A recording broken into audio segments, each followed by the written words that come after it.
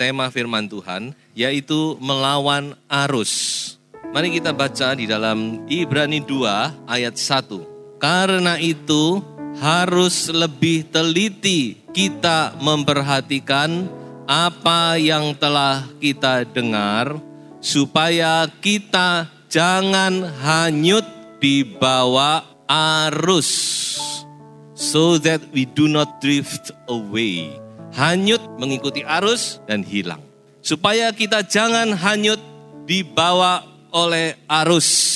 Berarti ini ada arus, saudara-saudara.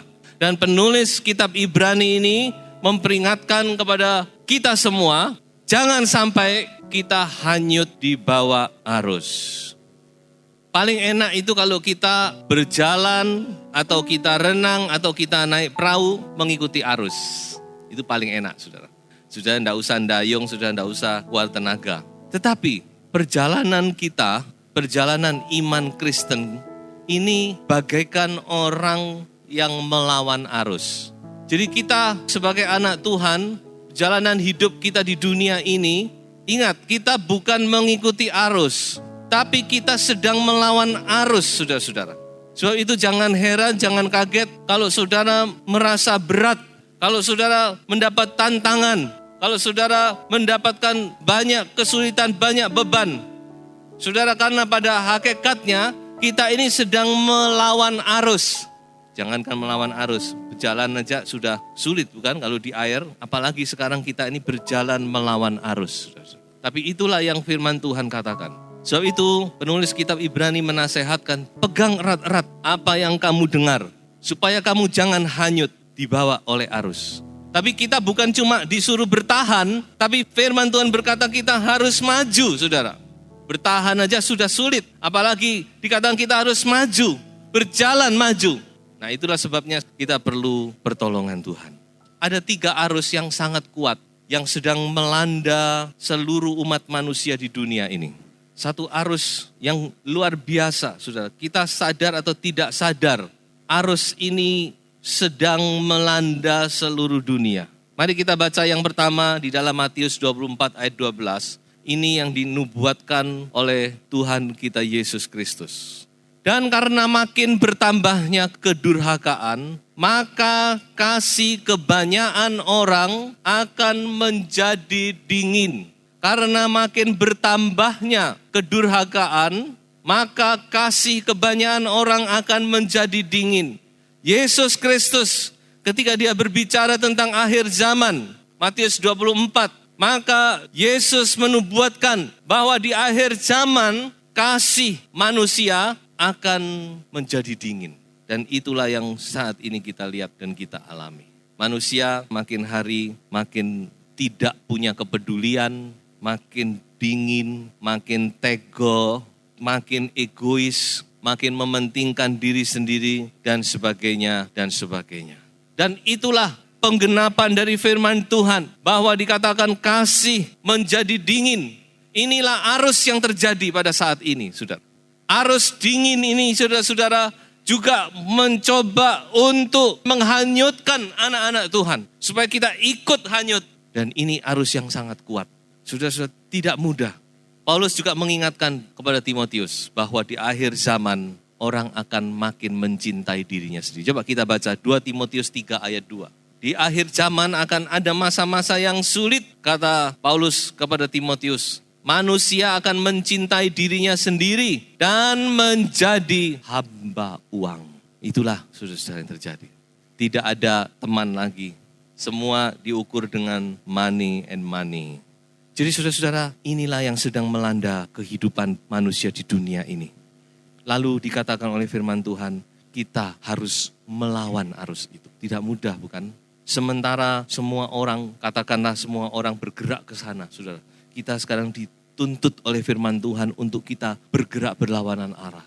Tidak mudah, saudara. Sebab itu saya berharap kita benar-benar memperhatikan apa yang diperlukan. Nah saudara, memang ini juga sudah dinubuatkan. Kalau saudara membaca di dalam Wahyu, itu ada 7 sidang jemaat. Dan 7 sidang jemaat ini beberapa macam pengertian. Salah satu pengertiannya itu bicara tentang sejarah gereja. Mulai dari kisah para rasul sampai akhir zaman.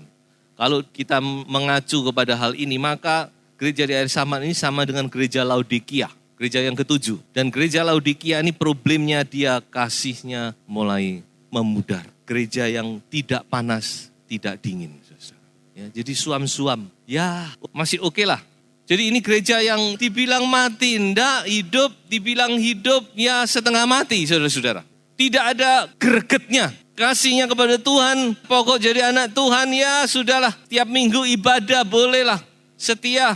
Tapi itu bukan kehendak Tuhan, saudara-saudara. Tuhan mau gereja di dalam akhir zaman ini adalah gereja yang berkobar-kobar, haleluya. Oh, menyala-nyala dalam kasih. Paulus berkata kepada Roma, biarlah rohmu menyala-nyala. Artinya berkobar-kobar, panas, mendidih ini. Ayo, inilah yang menjadi tujuan kita. Kita mau mempunyai satu kasih yang menyala-nyala di dalam Tuhan. Yang kedua, arus kegelapan. Mari kita membaca di dalam Yesaya pasal 60 ayat yang kedua. Ayat yang pertama kita mulai baca. Bangkitlah menjadi teranglah, sebab terangmu datang dan kemuliaan Tuhan terbit atasmu. Sebab sesungguhnya kegelapan menutupi bumi dan kekelaman menutupi bangsa-bangsa. Tetapi terang Tuhan terbit atasmu dan kemuliaannya menjadi nyata atasmu. Saudara, inilah arus yang kedua, yaitu arus kegelapan.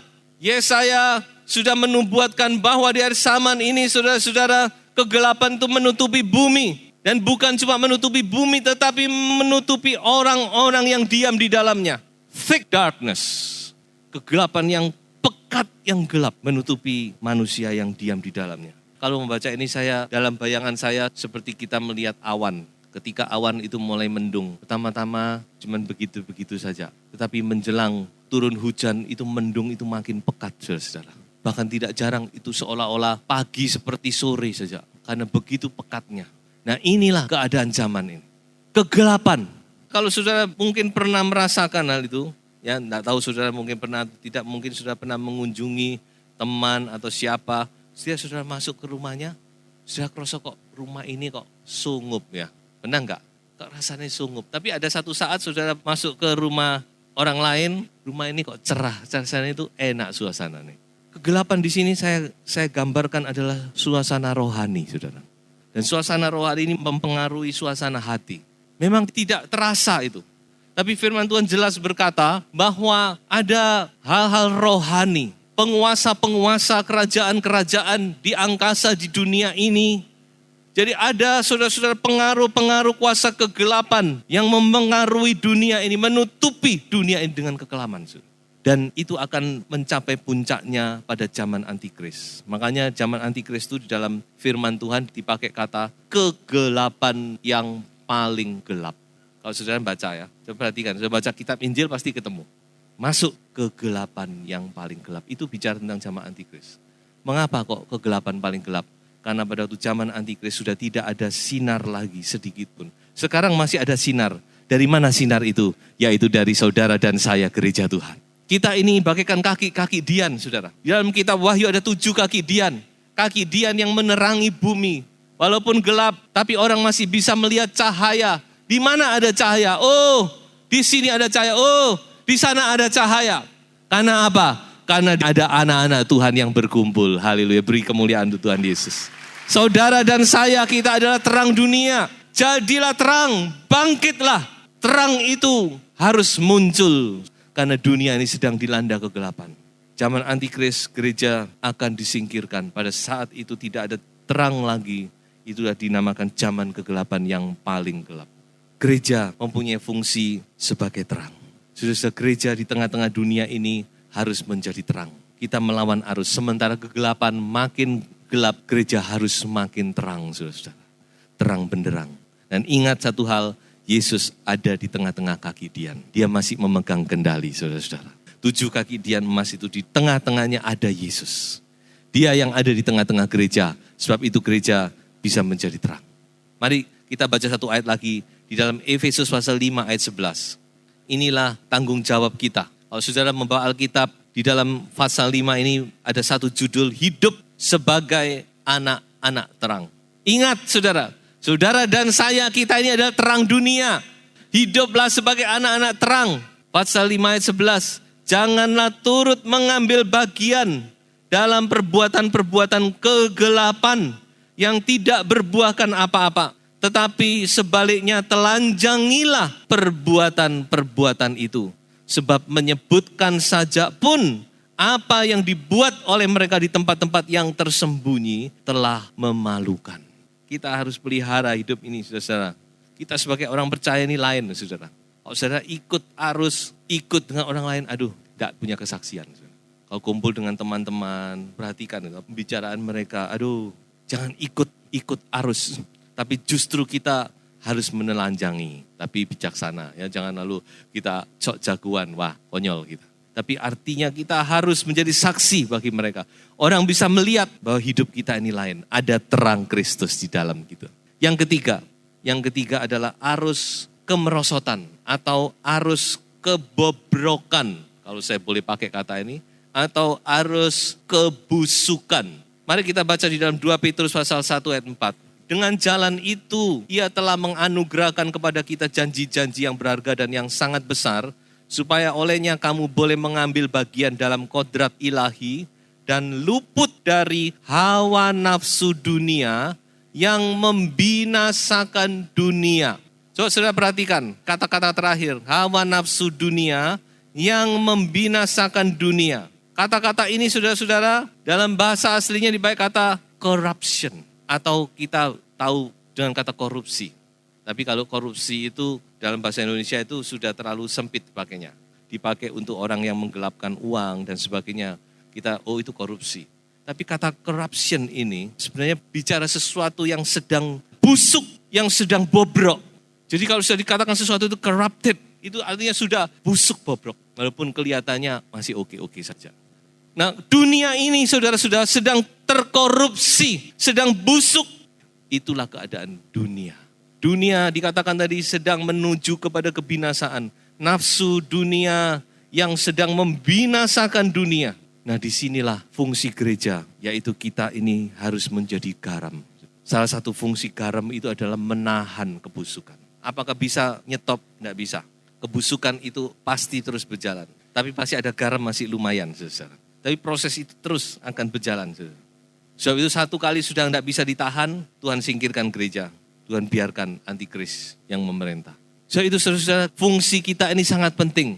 Kita ini menjadi garam di dunia. Menjadi garam untuk menahan corruption ini, untuk menahan kebusukan yang sedang terjadi ini.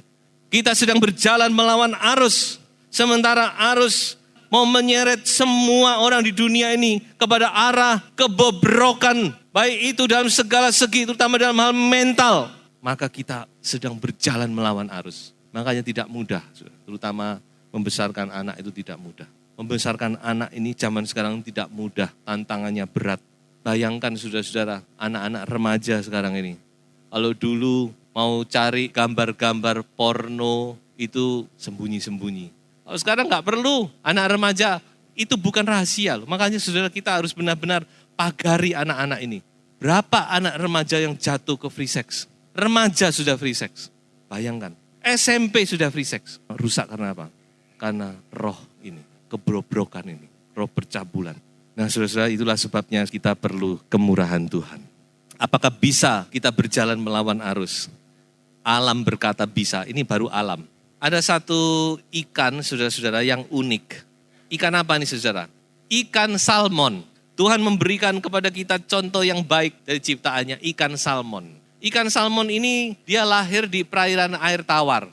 Mungkin di hulu sungai dan sebagainya. Tapi ketika dia sudah menginjak dewasa, maka dia akan berimigrasi ke laut. Dia akan bersama-sama temannya rame-rame, ayo kita ke laut. Maka dia akan mengikuti aliran sungai dari hulu ke hilir, masuk ke dalam laut. Tetapi ingat, ketika ikan salmon ini sudah masa saatnya berkembang biak, maka dia akan kembali lagi ke tempat asalnya di mana ia dilahirkan. Apa artinya itu? Dia berarti melawan arus, saudara. Kok bisa? Memang demikian. Saya juga heran kok bisa, saudara. Ikan salmon ini dia akan melawan arus. Dia punya insting yang luar biasa. Orang sampai sekarang tidak mengerti. Saya pernah lihat satu video klip tentang ikan salmon. Jadi orang tuh sampai heran. Ikan salmonnya dia itu di satu tambak. sudah hilang karena sudah berimigrasi. Ketika masa melahirkan, muncul lagi bisa di situ. Jadi ikan salmon ini dia berjalan melawan arus, melawan sungai. Dia melawan arus, bahkan dia bisa mencapai 1.400 kilometer. Kembali lagi ke tempat asalnya, 1.400 sudah. Dan bukan itu saja, dalam perjalanannya itu saudara, dia harus melewati jeram. Dia harus mendaki. Mujizat ya Tuhan kita ya. Ini contoh yang luar biasa. Bayangkan sudah ikan bisa mendaki, bisa loncat dia. Dan kalau dihitung itu bisa mencapai 2.000 meter itu loncat dari laut sampai ke tempat asal. Tidak tahu caranya gimana. Dia melawan arus, dia melawan ketinggian, dia terus naik terus sampai pada tempatnya dia di mana dia dilahirkan. Tempat asalnya, di situ dia boleh diam, dia boleh berkembang biak. Oh puji Tuhan sudah, luar biasa. Jadi alam sudah membuktikan bahwa bisa melawan arus. Apalagi dari sisi rohani. Kita perlu kekuatan yang ekstra yang pasti itu saudara.